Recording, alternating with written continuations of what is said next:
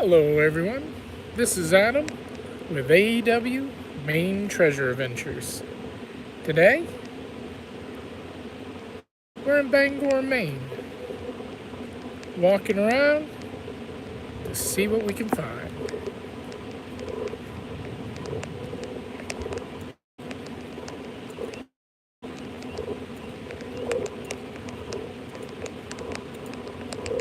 We should be able to find some type of adventure to do. Maybe go out on a boat ride.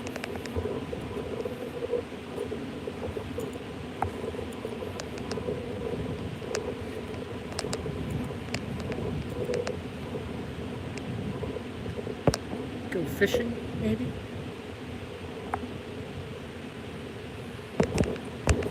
Nah. Keep walking.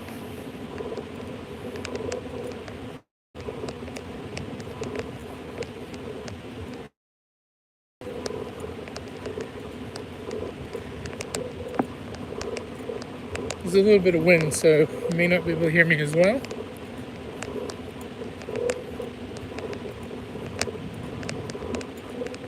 Hopefully it will just be temporary once we get away from the water.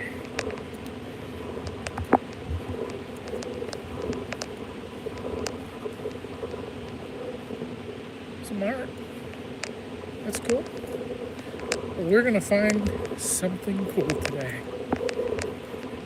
Maybe a couple of things. Up ahead is pretty cool. Most of the cannons that are around here are from 1700 and early 1800.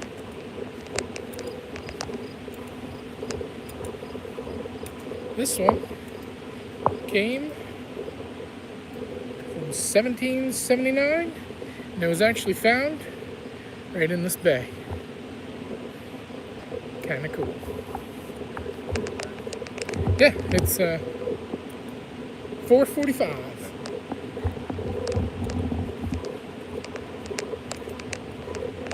Here's fire rescue boat, Marine One.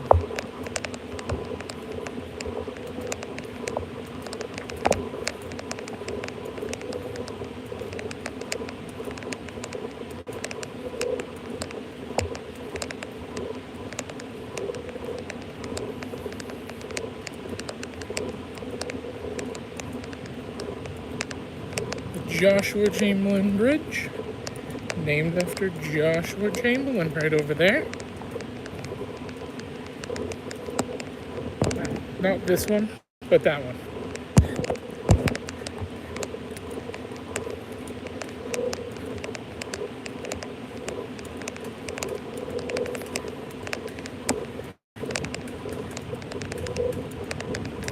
So we're just going to take a short walk. There's actually two places that I'm going to check out. They've got quite a bit of history behind them.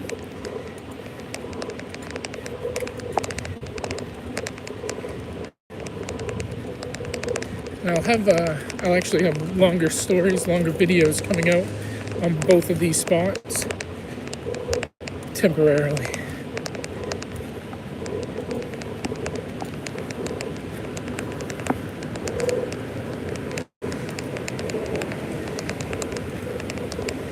Alright, so we're going to walk through this park. There's going to be a couple other parking lots that we're going to walk through. And then we'll be at the first location.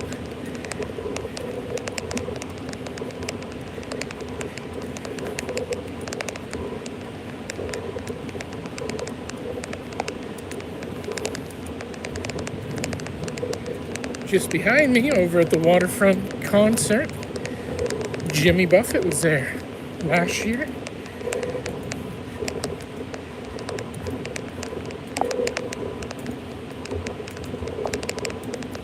This railroad track is still in use today.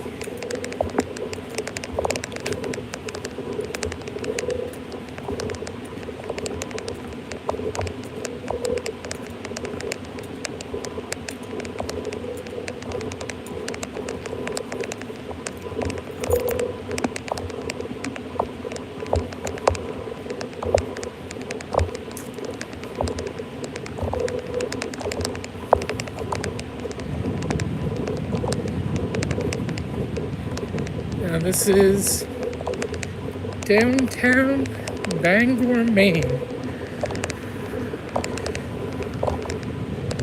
There's quite a bit of history here.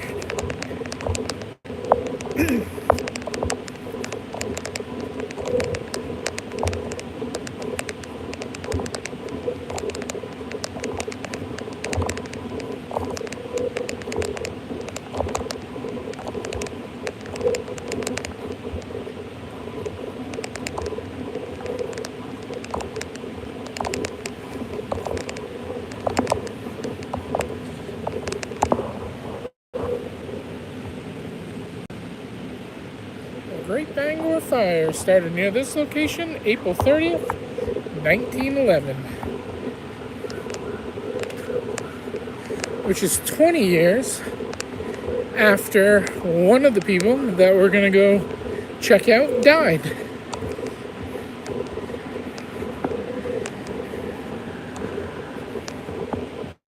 Alright, let's see if we can get across the road without becoming roadkill.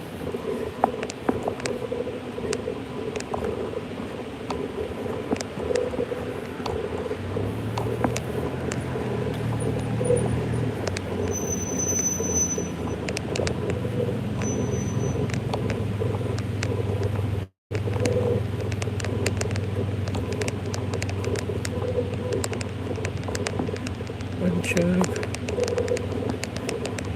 newer renovated buildings.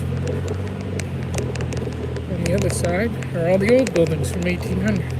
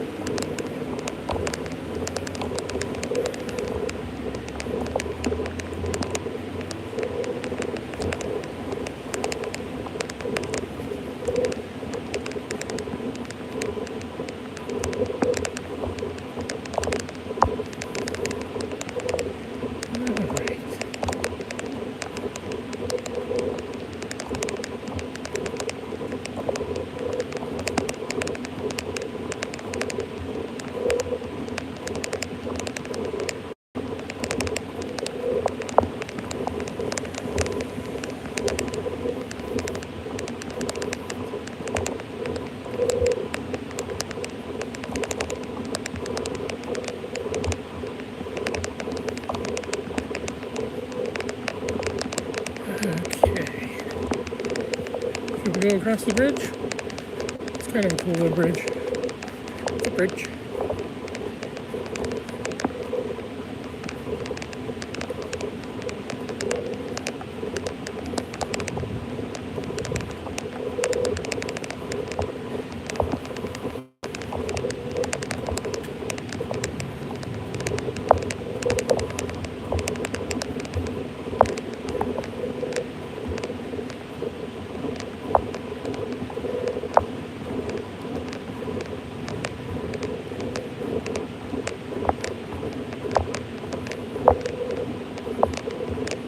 Show you the Cascade Canal, which there's a lot of nasty stuff in there. I have actually dove in this. Regretted every second of it.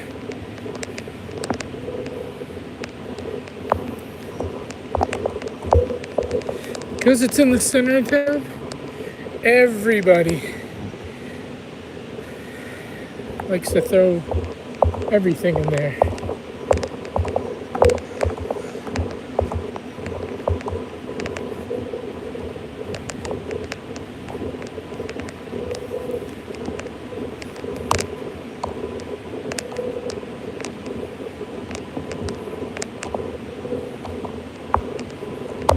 Going right over to that building over there.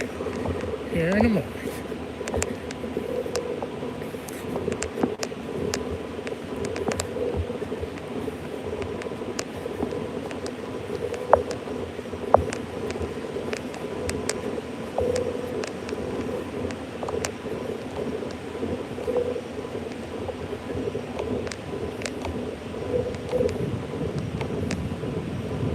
going this way. You get out of the sun for like 2 seconds.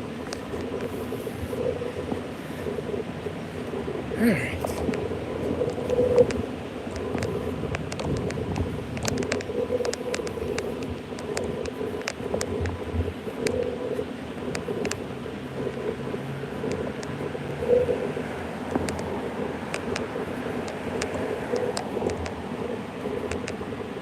A lot of these buildings were here since the 1800s.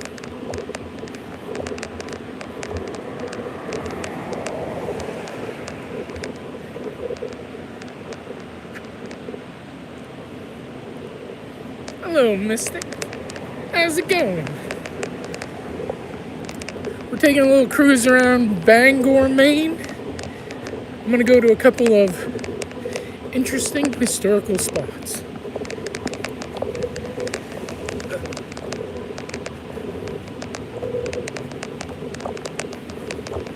Alrighty then. Let's see. This building right here, 1992. This one is even older, but I don't remember how old.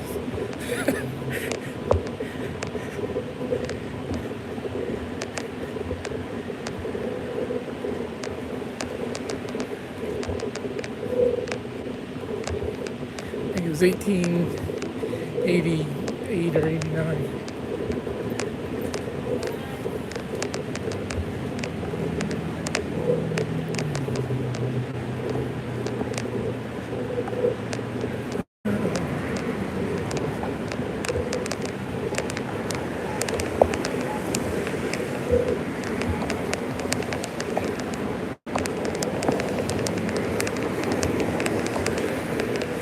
You might be able to get right across. Don't tell anybody. I'm doing a little bit of jaywalking.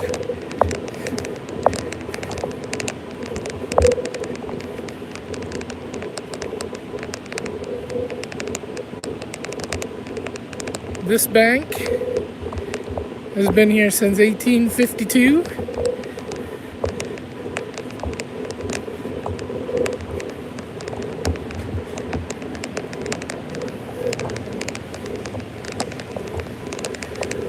Alright, well there is one of the first stops we're going to make.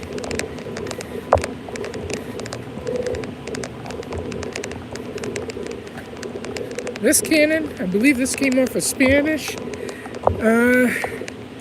gallon. Let's see. Yeah, 1787.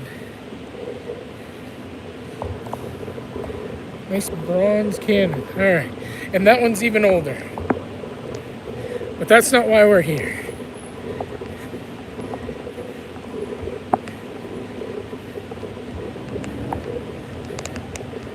This is why we're here.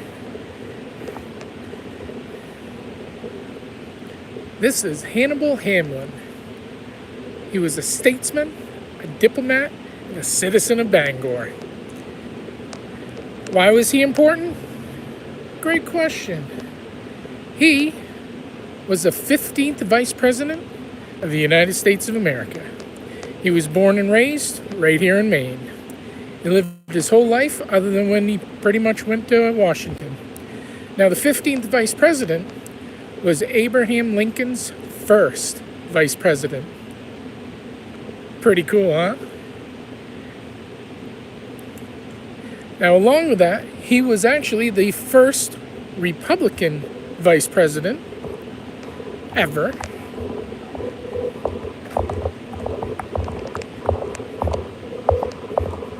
He was the Speaker of the House in Maine. He was a member of Congress. He was a senator. And the cool thing is, I was allowed to sit in his Senate chair. He was the governor of Maine. He was also the minister to Spain. Now, I got a couple. Hello, Mona. I have a couple of videos eventually coming out on this guy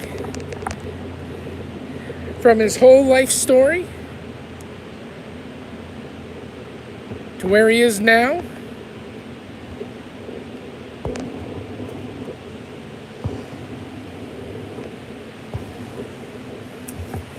And I even took a walk from his house, which is still existing right in Bangor right now.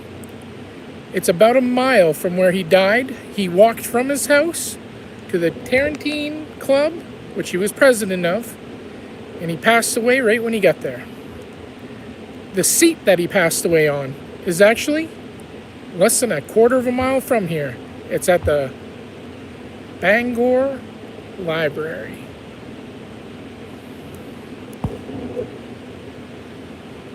All right, so who is he? Great question. He is Hannibal Hamlin. He was the 15th Vice President of the United States of America.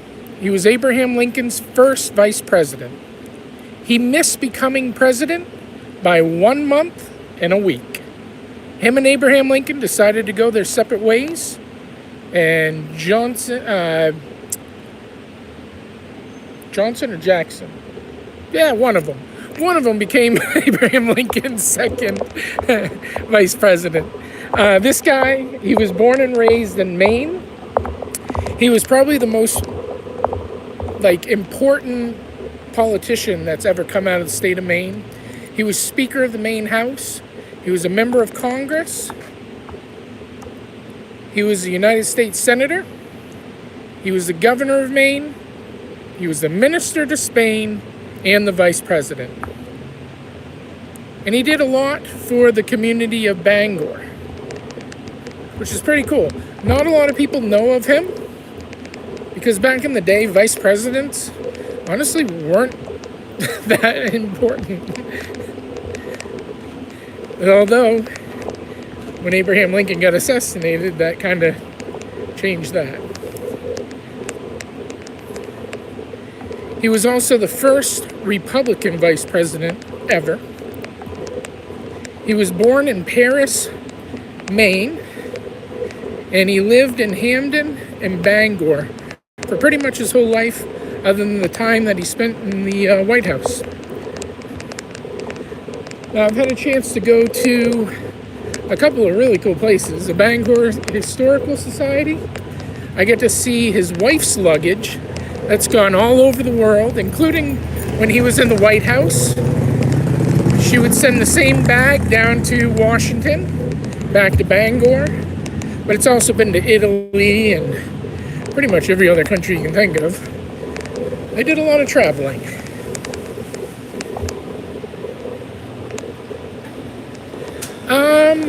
You might be able to detect there, that is a public park.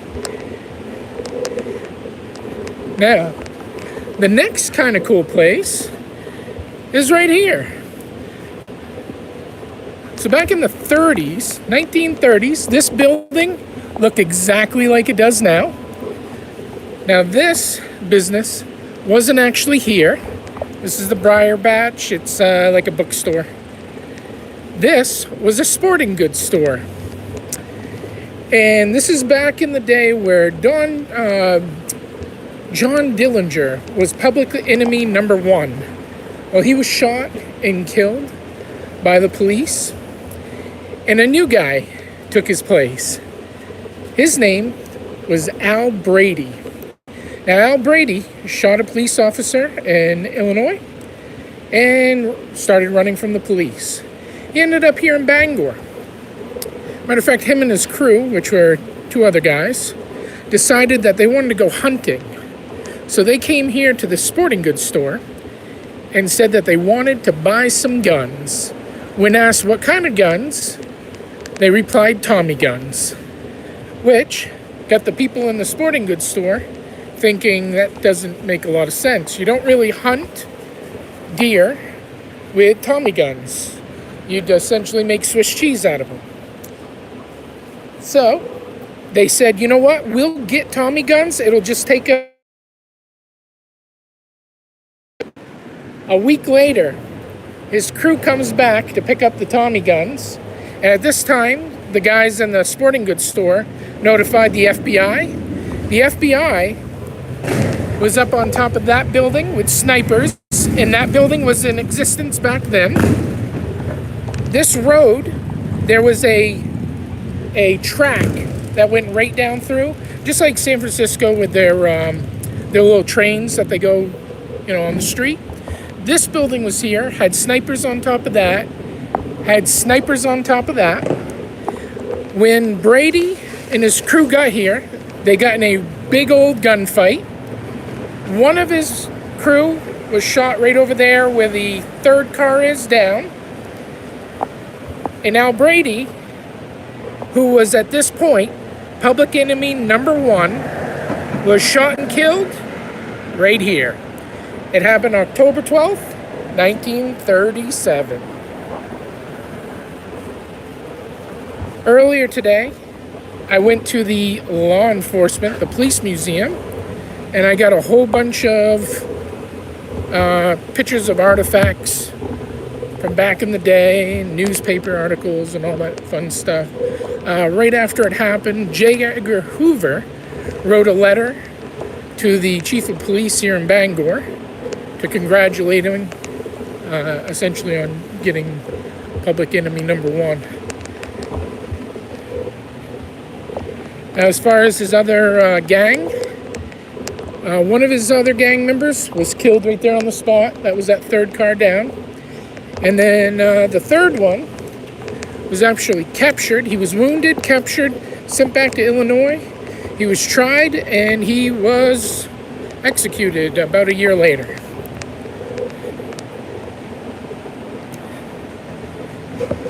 Yeah, it's a really cool story. Like, both of those are really cool things that even a lot of people in Maine don't realize that happened here. That's one of the biggest, bloodiest gunfights in the state of Maine history.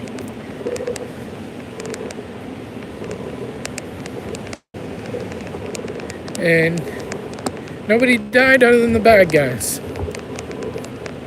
So a lot of these buildings, some of these have been redone. That one was built originally in 1873. It's kind of been refurbished since. That one's another old one. Same with that. And the one right beside it. Imps. Alright. Switching back to Hannibal Hamlin. So Hannibal Hamlin was the president of the Tarantine Club, which that building is right here. So these are actual blocks. So that's like the R block. This is the H block. Now this H block building, which pretty much looks exactly like it did back in 1891, July 4th, 1881, when he walked from his house down to the Tarantine Club. He walked up the stairs to the second floor, he sat on in this little love seat, and he died of a heart attack. The love seat is actually at the Bangor Library.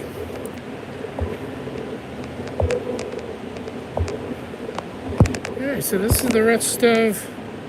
Oh, hello, Show Me Treasure. I may have missed some people. When I was walking in the sun, I couldn't see the screen at all. It's a good time. That would be so cool. Show Me Treasure. I would love to do a story on Bonnie and Clyde. I just feel like everybody else has done it, so I was like, what else is there to say? But I would love to go to, like, the house, which I know is still there, that they lived at. There was an apartment building. The location that they were shot at. I'd love to metal detect that. I want a bullet casing. There wouldn't be much left of it, but I'd still try to find one. That's kind of cool. They have umbrellas. That was all there when these guys were alive.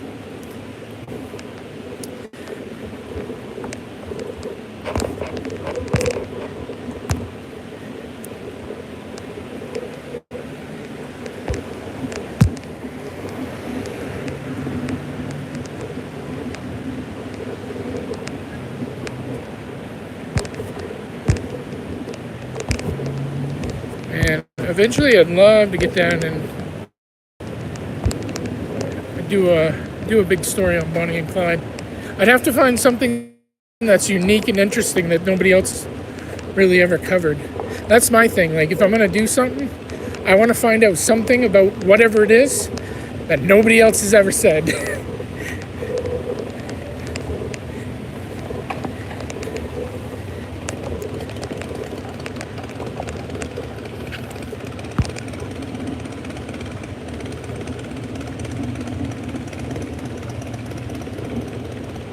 Yeah, definitely. Come on down, show me. There's a ton of history in Maine.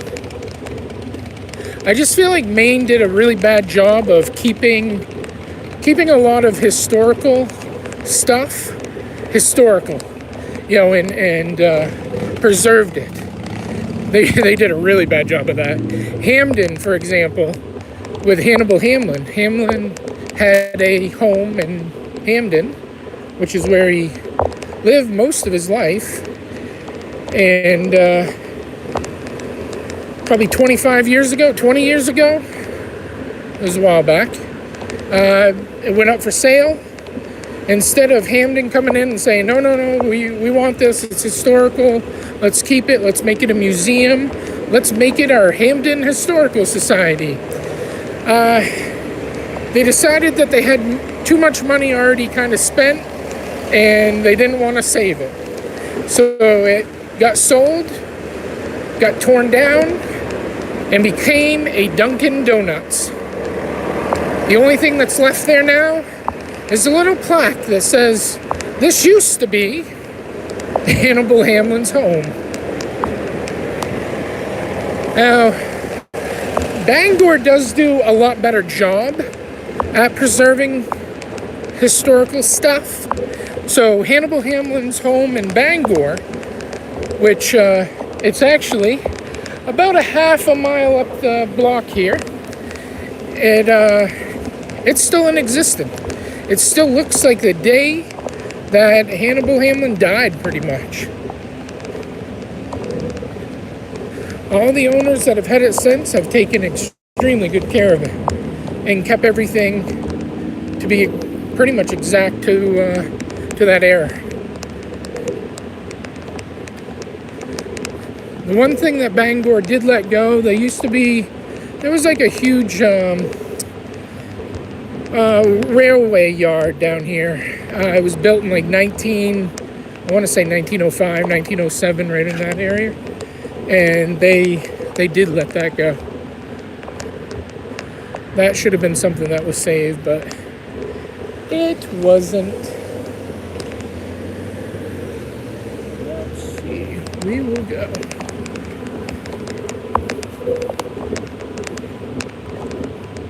That bridge right there, I've magnet fished off. Matter of fact, I still have a video from last year that I haven't even released yet.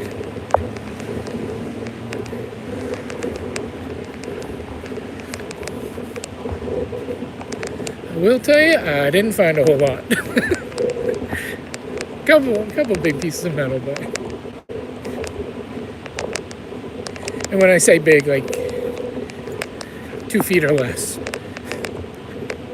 Nothing huge. No pipes, no nothing.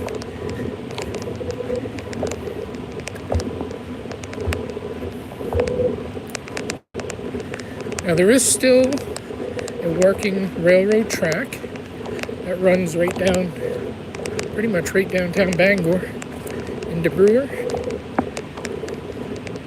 And it's pretty much used daily. Some of it's up ahead.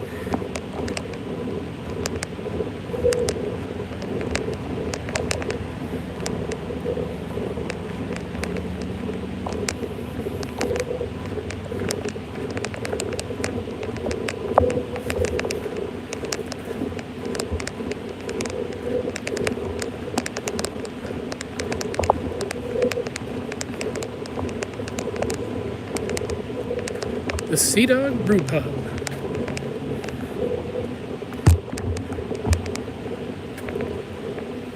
Which is a great place to enjoy a nice dinner or a lunch while having your favorite beverage.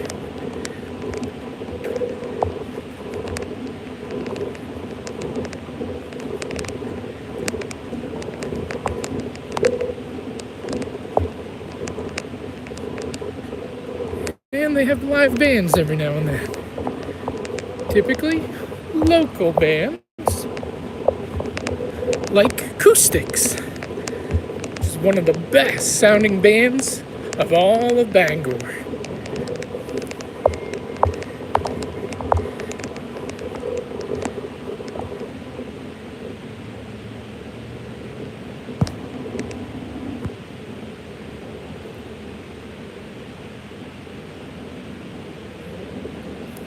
Yeah, I agree, Mona. Like metal detecting, I look at it pretty much everybody's job as metal detectorist is to find old stuff that has been discarded and essentially bring it back to life. Some stuff that I've found have gone into museums or historical societies to show off to other people. Of course, now a lot of the stuff that I find, because I'm underwater doing swimming areas, is kind of newer stuff. So I don't really get the old like Indian artifacts, Wabanaki Indian pottery and stuff like that anymore. But if I found any, let's go into the Abbey Museum in Bar Harbor, Maine.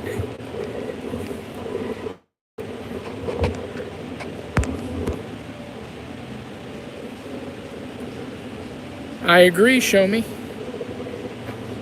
100%. And a lot of that lost stuff, they didn't even realize they lost. Especially the older coins and stuff. You know they weren't losing coins back in the 80s, the 1800s, the early 1900s. Every coin meant everything to everybody.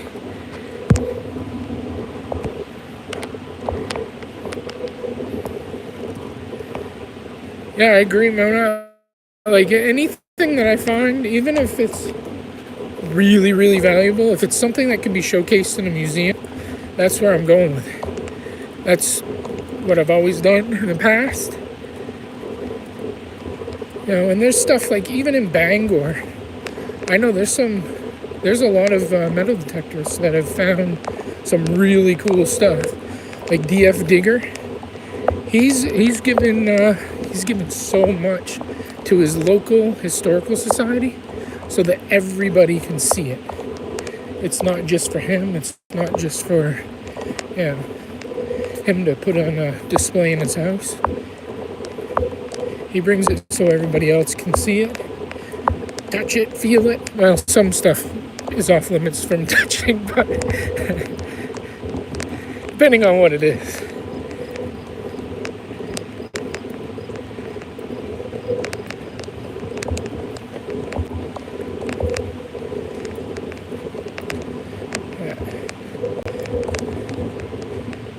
I think anybody who's starting out with detector, being a metal detectorist or even just a little hobby here and there, they should be aware of what to do with certain things. And just because it looks like crap when you first pull it out of the ground doesn't mean that it's really crap.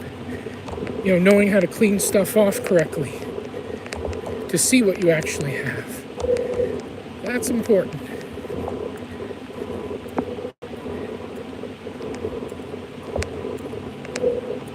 That's probably something better that even us as like, Monday Digs, we should be doing a better job, all of us, of showing like how to clean certain things.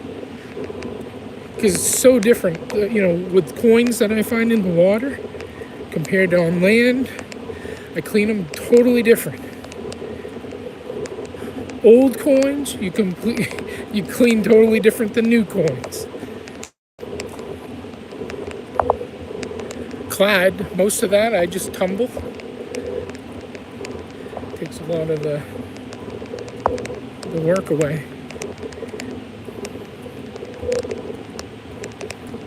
Because up in Maine, coins don't come out of the ground looking real nice and clean, unless it's silver. Silver looks pretty good.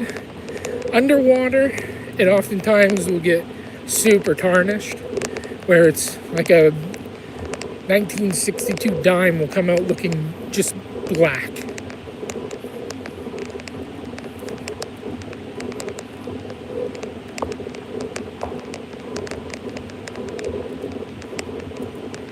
So this was all built this year. Well, the dock system. Over here is an outside waterfront concert. Auditorium type thing. Everybody who's anybody's played there. I've seen Bob Dylan, Cyndi Lauper, Rod Stewart, Jimmy Buffett, Jason Mraz. Hundreds of bands and musical guys. Charlie Daniels, one of his last concerts was here.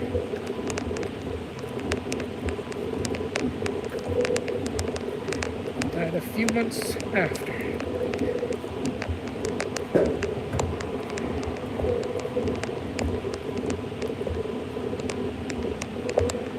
And here's some newer buildings.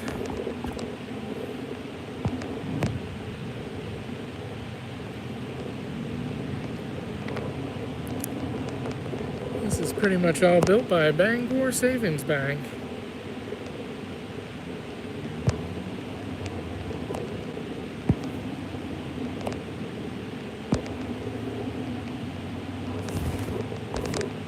Yeah, one place in particular that I would love to have them open up again to certain types of people that metal detect. I wouldn't open it up for everybody, but places like Gettysburg. There is so much stuff in the ground in Gettysburg that it's just going to rot away. In the next 20 to 100 years, there won't be much left of anything. And even now, a lot of it's just rotted away.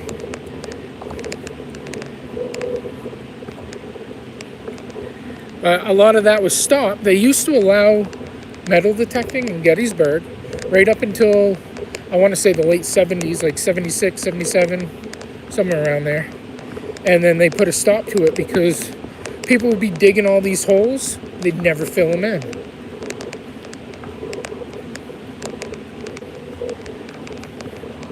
So a lot of it comes down to the people that are detecting. Are they doing the right thing?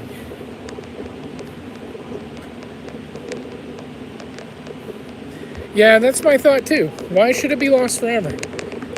You know, I don't think it should be. I think it should be pulled out of the ground. And I know that they pulled a lot out already and blah, blah, blah, but who cares? There's cannons in the water there. There's probably cannons underground there. There's cannonballs. There's millions and millions of rounds that were fired at Gettysburg. I was reading somewhere, I think there was between 17 and like 25 million rounds shot in that 3-day battle.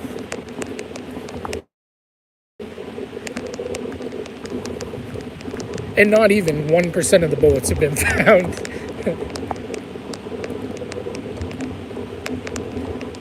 There's still bullets and cannonballs, grape shot, in a lot of the trees at Gettysburg.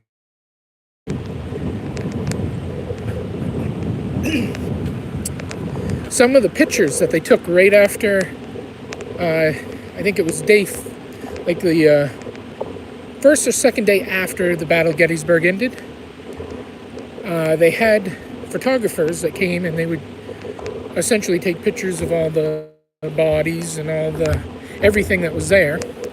And you can match up trees that were essentially baby trees that are still in the same spot.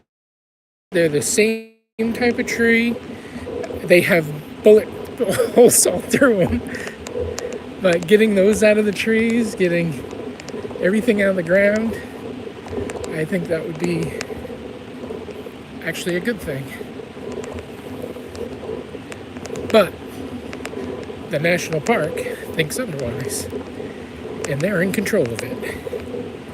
I would open it up where a select amount of metal detectorists that have proven that they do everything right, they'll take their time and get it out of the ground. They're not going to be just digging and leaving holes, and get some of them together and just start gritting it out.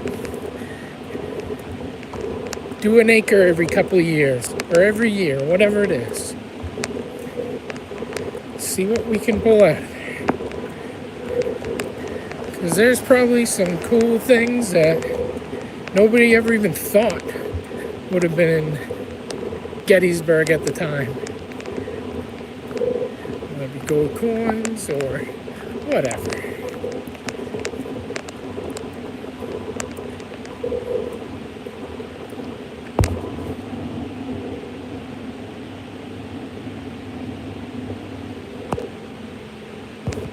Yeah, I think like Monday Digs, everybody that has been on Monday Digs does a really good job. I think, especially my biggest thing is when you dig a hole, you got to put it back. You can't leave holes on the ground where people are going to break an ankle or whatever. You tick off the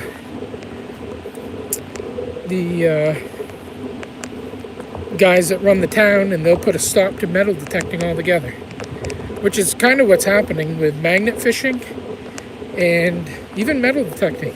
A lot of places are shutting that down. It's because people don't do it right, and then other people get hurt, towns get sued, so the town puts a stop to it.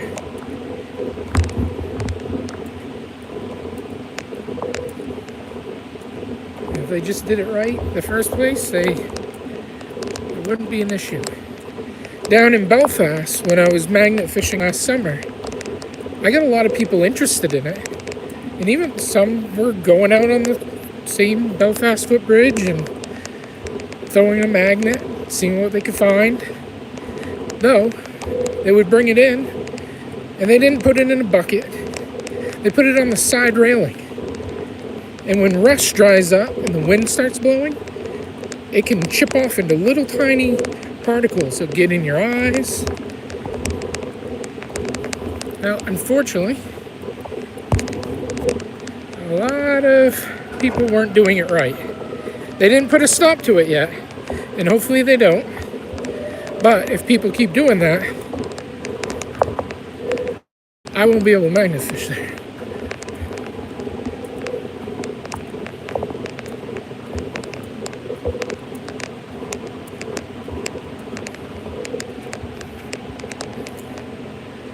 Well, there goes fire and EMS.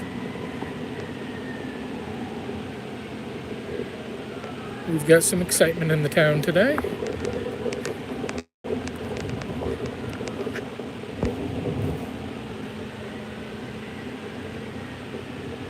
Yeah, B. Higgles, he always does a really good job. B. Higgles, I mean, really all of the Monday Dig guys. There's nothing that I'm gonna, pick at too much. They've all done a really good job.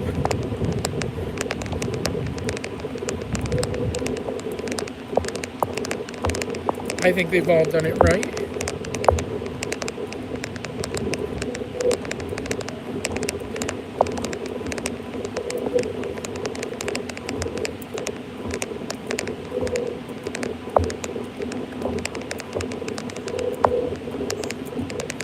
Seagull.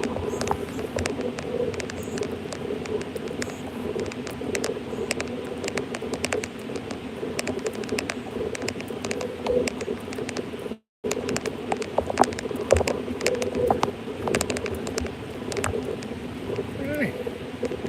Hello, guy. What's happening? Oh, now you're gonna fly away from me? Come on now. We're friends. Yeah, see, it's not that bad.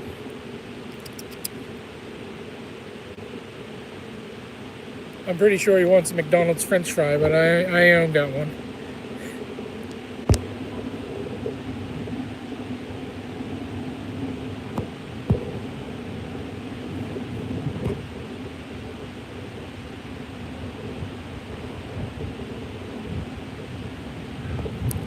Yeah, show me. I actually am one of those guys that I really don't need to worry about it.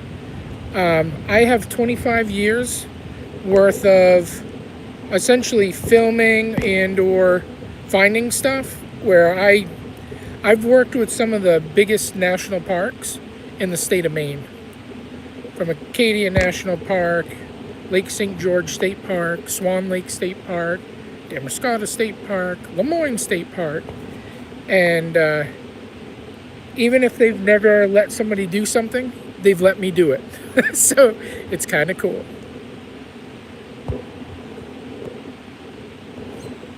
Yeah, I've been able to dig in a lot of places that a lot of people haven't been able to. Some of them I haven't even filmed. 2 years ago, I was able to film in Gettysburg, and it was essentially a property adjacent to the battlefield. Hey, little seagull. That's our seagull friend. We're literally like 4 feet away from him. But anyway, all right. I just don't want him to think he can come home with me and I'll feed him for the rest of his life. I can't afford that.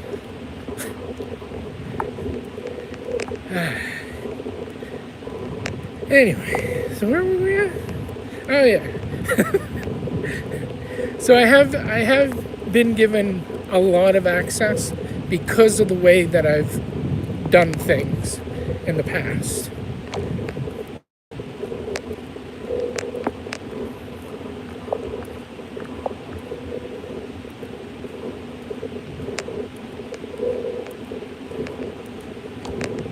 And I think any town that has any type of history, they would be stupid not to have somebody go and try to find it for them.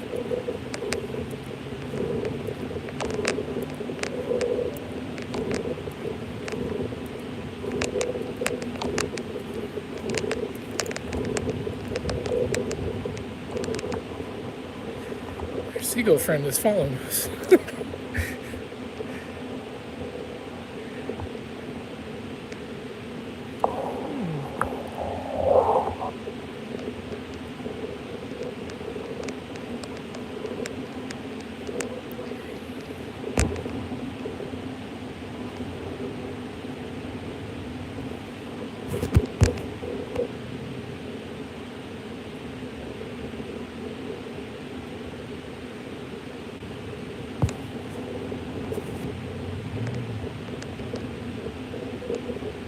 It's actually starting to get a little cooler out.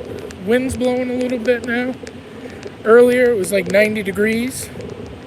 And I believe Bangor hit a record high for temperatures today. And they'll probably break it tomorrow.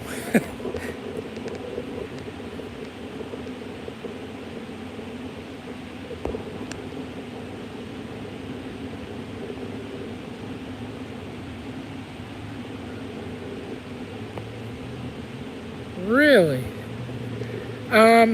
So show me one thing that I've done, and this has really worked well for me, especially when it comes to things like towns and national parks. I have a book of every permission that I've ever been given, what it was for, how long it was for, and pretty much all the permissions that I get with the state parks around here, they're good for the whole summer. There's been a few where I'm like, yeah, I'm going to have this done in, 5 days, 3 days, whatever. And they'll just say, I'm going to do it for 2023. I bring that in when I'm telling them, here's what I do, here's what I'm going to do for you type of thing. Because it's not always about, me, give me permission, I'm going to come in, I'm going to dig, blah, blah, blah, I'm going to put everything back the way it was. I usually start off by saying something like, I've worked with many national parks around the state who typically do not give permission for anybody to metal detect, But they've seen what I've been able to do. They've also seen that I'm not there for myself. I'm there for the history. And what I do with that history is I bring it to the town, or I bring it to the Abbey Museum in Bar Harbor, or wherever. And I give that back to the people. I don't want it. Anything you don't want, sure, I'll take out of there. Any trash, I'm going to clean up the place. Because I don't just take the good stuff. I know a lot of metal detectors like, okay, I'm looking for the high tones. When I'm underwater, I do not wear my headphones at all. I have numbers that pop up, but I don't look at the numbers. The second the numbers flash, I'm digging. I don't care if it's a 0, 0, 0, 0, 1, or a 99. I just dig everything. Sometimes that screws with me because I could be 5 hours digging nails. But that's all right. The water is getting cleaner. So I will show them kind of how I do things, what I do, what I would give back. And I tell them I'm going to give back that history. Now, if they don't want it, and some don't know what to do with it, there was a national park where I found some Indian pottery. They were like, we don't really know what we're going to do with it. We know it's old. We know it's history. But we decided we're going to give that to the museum. That was an easy fix. I didn't get to keep it. I didn't sell it. They didn't get to keep it and smash it or whatever. It ended up where it needed to end up. So doing that and making sure that they know that you're in it for the right reasons and you're already thinking way ahead of what they're going to tell you. Because every national park, right on the permission thing, it actually says anything of historical value, which is older than 100 years, you need to either get back to the park or, have the park tell you what to do with it. I do mark anything that I find that is of historical value. I mark where I found it. So that way they know. And I usually continue to work that area even a little bit deeper down than I normally would, just to make sure there isn't anything else that's cool there. There's some ducks.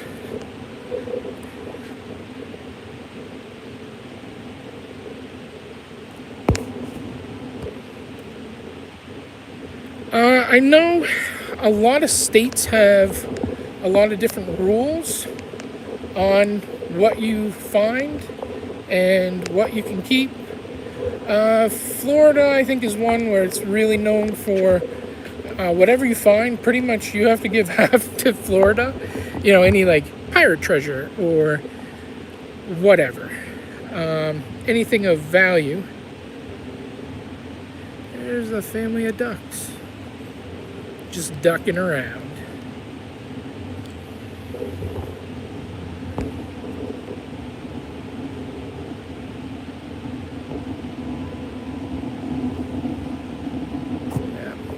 And now, the last couple of national parks that I cleaned out, like the swimming area, I kept everything that I found, which I hadn't really done that before. I usually show off, certain things, but I never showed off everything because, one, I don't have room on the board for it. Hey guys. Quack, quack. But this year, or last year, I kept everything. And I showed one park. I pulled out over 100 pounds worth of stuff. And the other one, the swimming area, wasn't much bigger than from that pipe to this pipe. And I pulled out like 25 pounds worth of stuff. And a lot of trash. Hundreds of Band-Aids, probably thousands of bobby pins. So they could see what I was doing was actually having an impact. And they even invited me back this year. They said so they had me bring all the trash back up.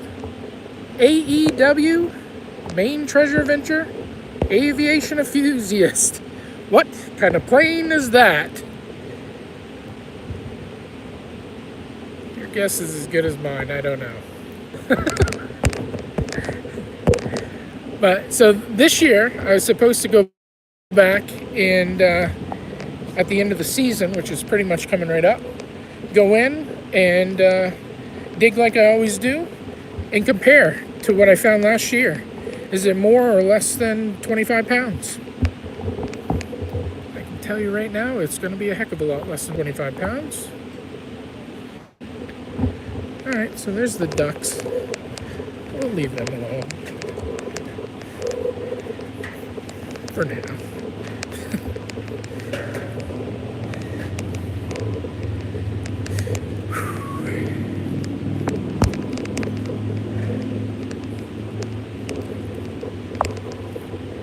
Yeah, anytime I'm like detecting whether I'm in the water, on land, or just walking around, every time I see a plane, I have to do that. I've put it in a couple of videos where I'll stop doing whatever I'm doing.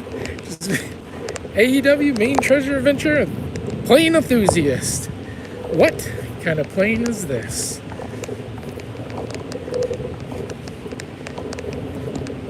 Oh, there's the little ducks again. Eating all kinds of stuff that's coming down from the dust egg. Hopefully they watch what they eat. There's a lot of crap in here.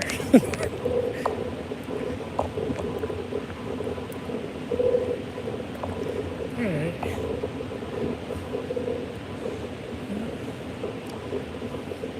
The ducks are coming this way.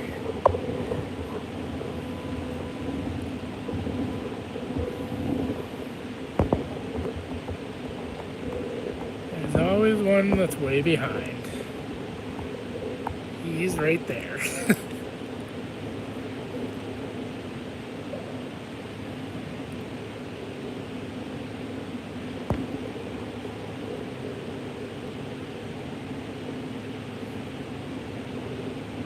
Yeah, they are definitely tasty.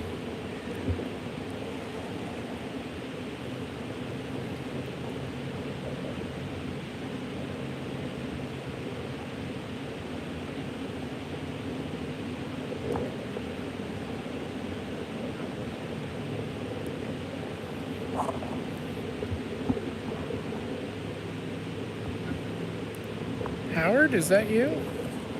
Donald. Daffy? No, I guess they have different names.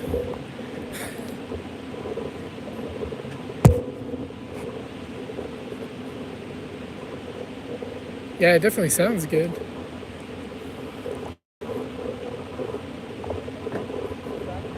So, there is the railroad track bridge that goes right across the Tuskegee Stream.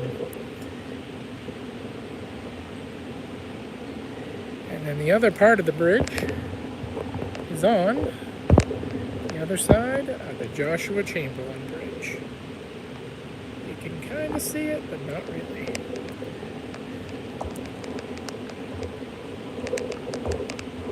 Are you guys doing magnet fishing? Yeah, anything cool? Huh? I can guarantee you there's a ton of stuff. I dive and do metal detecting underwater, including in here. There are tons of stuff. Cars, motorcycles, you name it, it's in here. This magnet holds a butt. Yeah, all right. 750-pound pole, or? I don't know. Yeah. Double-sided or one-sided? Just one-sided. One-sided, okay. My friend has double-sided. All right. It's probably like 750 pound pole. There it is. Yeah, see? Uh, All right. We'll show it off to everybody. it has rust on it. It's like, I don't know what that is. Yeah, probably a part of a bridge, like a little strip of the bridge. Like, it's obviously, I don't know. That's rusty. Be careful with that, please. Make sure you wear gloves. Okay, that is a smaller one. That's probably a 200 pound. I don't even know. Yeah. Oh, weighting 400 pounds. Okay, 400 pounds. All right. I'm like, wow. Cool. want to see it? You want to do that so they can see? Yeah, go ahead. Let's show it off.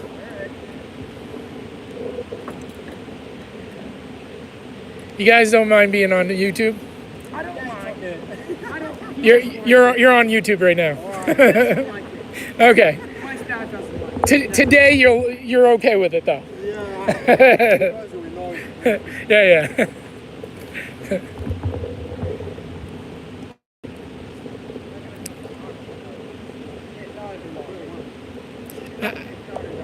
How long is your rope? I have no idea. I just got this from a friend the other day. Okay, all right. I wanted to bring this and get the magnet out. We're gonna see another one. Now, my recommendation is, based off where I've been all through here diving, if you can get it right over in that area right here on the camera, you've got a pretty good chance. People throw stuff down off the top of this bridge all the time. Oh, there's something about guys jump off the bridge. Yeah. Usually, that's that bridge over there, or a couple off this bridge over here. Oh, okay. Yeah. And unfortunately, a couple of them have not been found, and they're still down there. What? Bodies. There's a lot of stuff you can get tangled up in. I mean, there's whole trees down here. There's just All right, there we go. all kinds of stuff. And it's gonna go floating out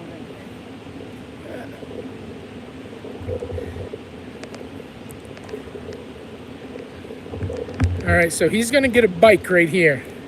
I can feel it. Yep. If I get that on you, I'm gonna get a whole link.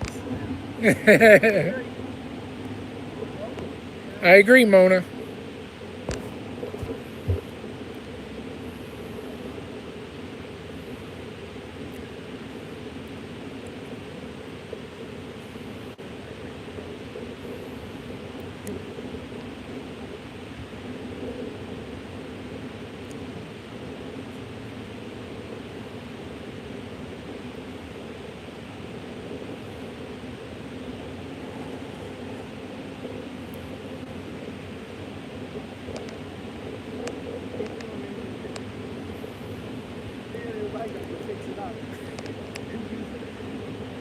Over on the bridge right over here, I got 2 bikes in one day. Yeah, which I don't want them, so I called the cops. Like an hour later, I called them again. I'm like, hey, I got another bike. Sorry, dude. You know what I might do for you guys? I'm gonna go back. I believe so.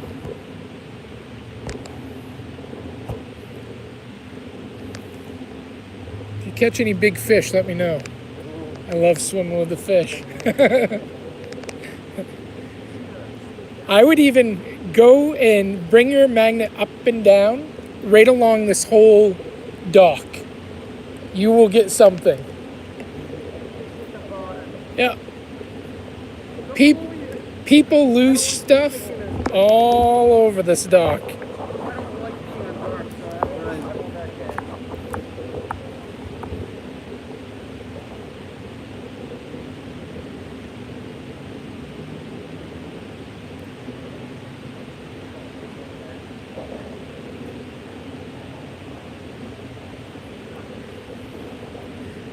So throw it back down and just go like this. Go right along this dock. And I would even do the whole thing. You'll probably pull up something. No, I won't. You're doing fine. You're doing lovely. We're the audience. You have 50,000 people watching you right now. No, I'm kidding.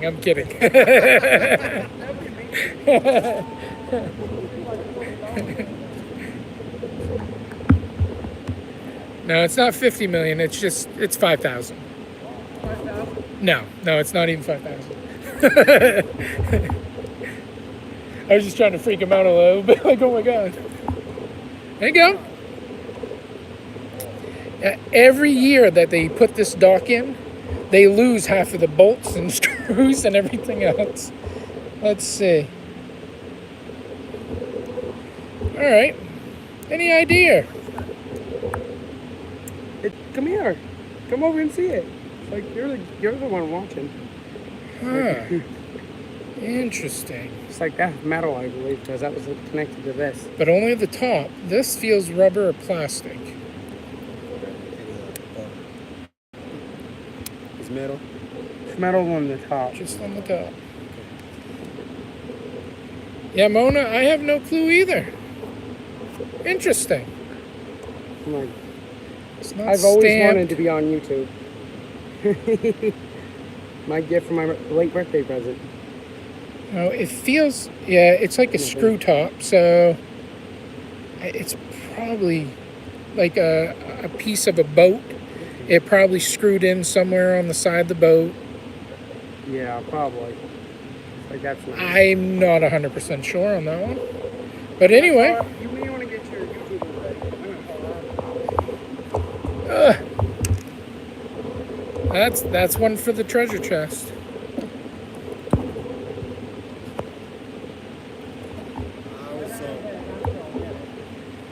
That's a pretty good spot. Yeah, I'd let that hit the ground. Now, the closer you get over to this side, the bigger the rocks are.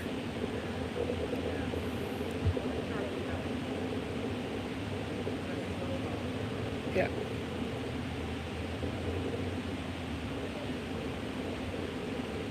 Though, if you ever get it stuck, where your rope's a little smaller, I would tie it underneath the dock. I would go get another rope, tie it to that rope, and then walk it around and pull from the other side. Just in case, if you ever do get it stuck. You can always get them unstuck. It's just a matter of which angle you got to pull at.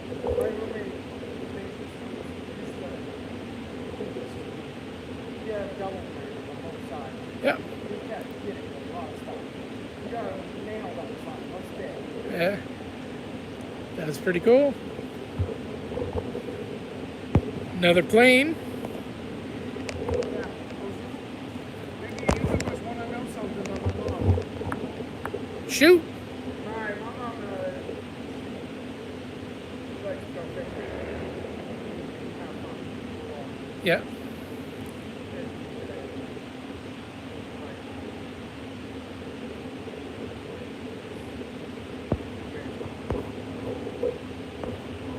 Heck yeah. Hello, Bart.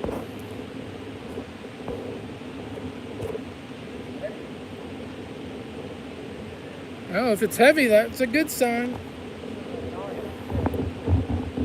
No, it's fine. Good sign. Unless you're tying a knot. Metal rocks. Yeah. Magnetic rocks. That could even be a piece of the iron for the bridge. Yeah, that's a piece of the bridge iron. Like, yep. Yep. Yep. A couple pieces of the bridge. Get that off. Yep. Cool.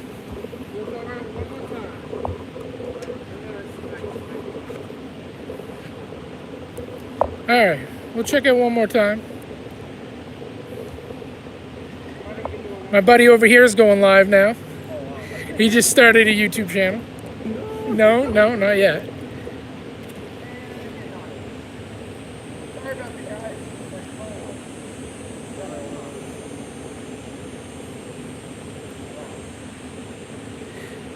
So, Bart, right where we're at, it's not that deep. Over by that pillar, it's literally about 2 feet deep, and it goes to about 6 feet, right about there, down to 8, 12, 16, and then it kind of levels off, and then it gets really deep right over here.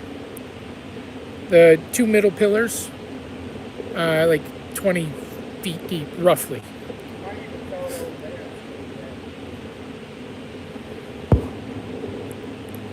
There you go, that was a good one.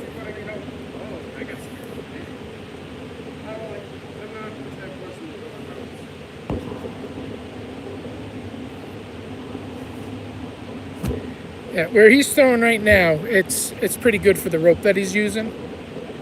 I think he's got a 50-foot rope. It looks probably about 50 feet-ish. Holy Jesus.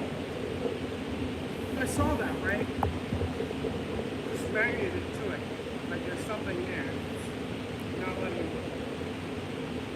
Holy. Kind of rock a little bit. You don't want to pull that hard when you get it stuck. It's usually in mud. There's something in it. Yeah, just go like this. If it's in mud, it will loosen it up. You might have to throw it back out to get that. I'm like, it's getting heavier and heavier once I do it every time. I feel like that Your buddy's over here taking pictures for the girls. was good. He's sending pictures. He's sending selfies to all the girls out here. That's good.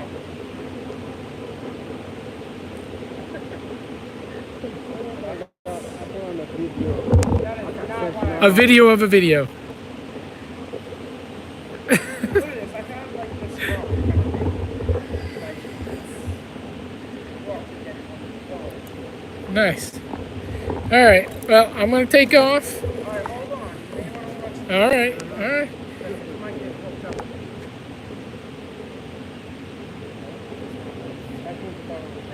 Yeah. Show me. Do what I did. I took 3 years off from working, and just started a YouTube channel. Okay, that's not the smartest thing to do, especially in a recession during COVID. Very dangerous to let people Yeah. drink especially.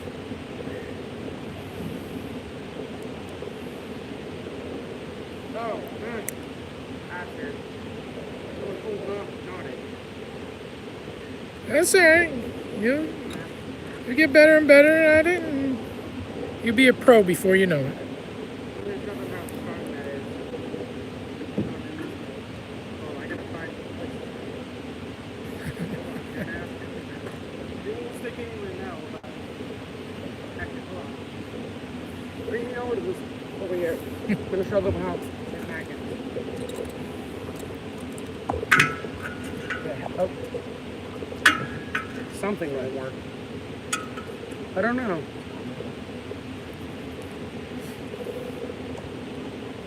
I wish something was metal here. Right there. That one. Yeah. There you go. These are all sticky. Unfortunately. There's plenty of these down here too. In the water. There you That's go. how it magnets, folks. We got a professional magnet fisher over here. I'm going to throw it out either way. Show me, I agree. Really, that's strong. Awesome. All right, it was nice to meet you guys. Thank you so much. Pulling it over here. I'm AEW Maine Treasure Adventures Okay, I have my phone right on YouTube. YouTube. If you want to check it out. I do a lot of diving. I swim with a lot of things that you shouldn't swim with, sharks and big fish and yeah. Actually, I've got some Megalodon shorts on my channel. It's AEW Maine Treasure Adventures.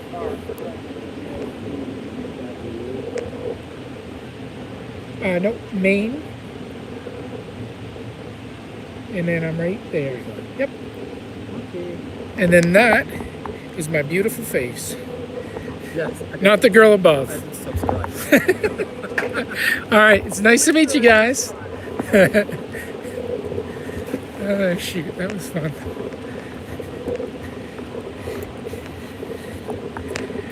All right, so magnets have an extremely tough time of sticking to aluminum. But there is plenty of aluminum down below that dock. I can tell you that from firsthand. It's just, it's not going to pull it up. with the magnet, unfortunately. That's all right. He's putting all his stuff in a pile and he's going to take it with him. So that's good to see. Not everybody can say that.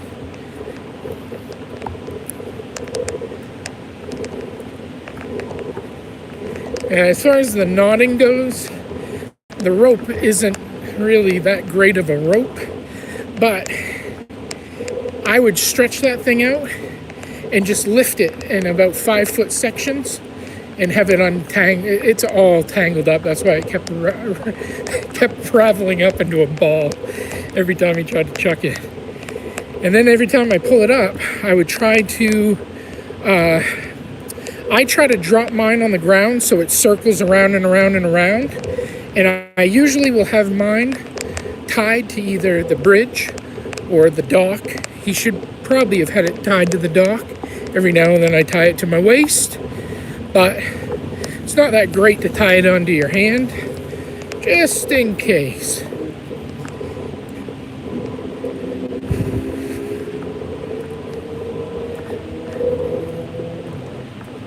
Hello, Brad. How are you doing? Good day, mate. We are just kind of walking around Bangor, Maine. We went over, we saw a couple of kind of historical sites. One where I talked about one of the guys that was born and raised in Maine. He became the 15th Vice President of the United States of America, Hannibal Hamlin.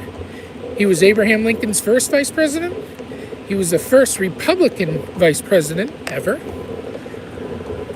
And he was in the Senate. He was governor of the state of Maine.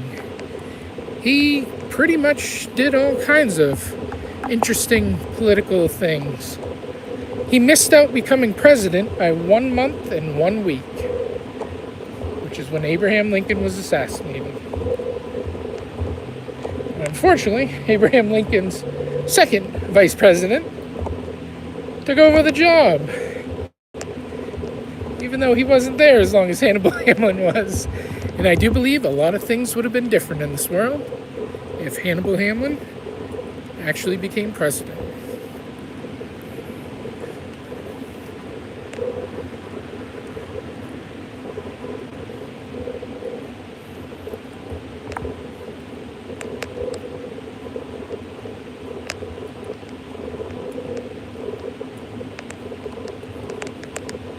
Hey. Parking garage.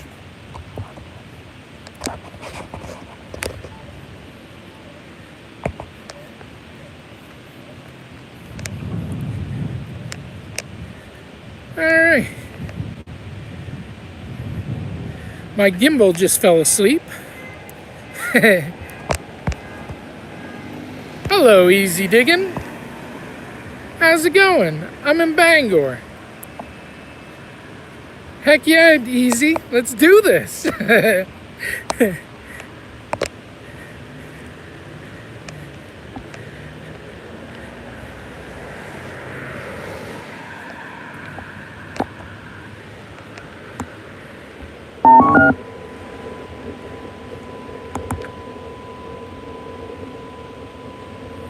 Nice little tree. Here's the waterworks building. Trying to see if I can get my gimbal to turn back on, but it doesn't want to. It's retired for the day. Alright. Well, I think I'm going to end it here, guys. We went around Bangor a little bit. We saw the Al Brady. He was public enemy number 1. He was part of the bloodiest gunfight in Maine when the FBI took him out after he was running from pretty much every police officer and FBI agent. Yes, Al Brady. I actually have a big story coming out on him pretty soon. I have one coming out on Hannibal Hamlin. I have one coming out on Gary Moore. He was a radio comic slash. He had the Gary Moore show in the 60s and 70s. And he ran a bunch of game shows. He was born not too far from where I live, about 20 minutes in Northeast Harbor. So I've got stories coming out on them.